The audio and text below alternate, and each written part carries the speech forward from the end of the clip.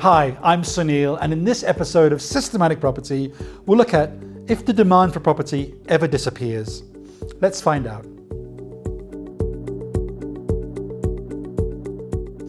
Indian or Chinese?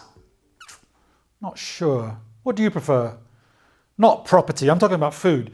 I mean, if you have to go and eat something today, let's say it's lunchtime, and you're hungry, would you like a nice Indian tikka masala with naans? Oh, it's making my mouth water. Or maybe some Chinese chop suey. That's also making my mouth water. Well, of course, property and food are not the same thing. But with food, you have a choice. If you go for Indian, you don't need Chinese. And if you go for Chinese, you don't need Indian. But that's not the case for property. See, the thing with property is there's no choice. If you want to live in a house, you want to live in a house. Maybe there's a tent option, but that's not really a solid long-term option. Maybe outside is an option, depending on where you live. Maybe it is. But really, there's no alternative for living in a house. Yeah, you can buy or rent, but that's the same thing, living in a house.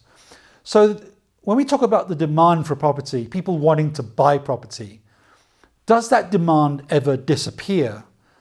And because there's no real option for that demand to go to, let's say, there were all the Chinese restaurants shut down, then all the Indian restaurants will be busy. It's not the case with property. The demand for property is always there. It's either in action or out of action.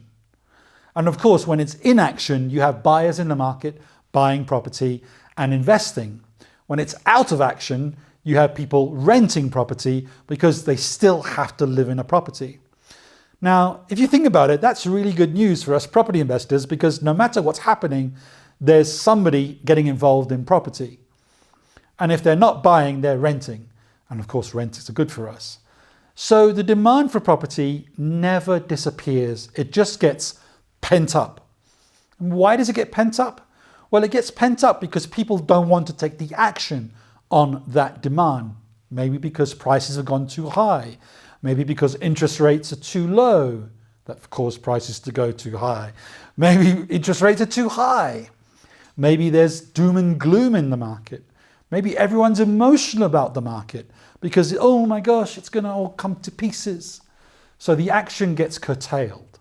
And of course, when the action gets curtailed, banks get, they want to lend money, don't they? So they come up with all these crazy schemes of lending money when there is no action.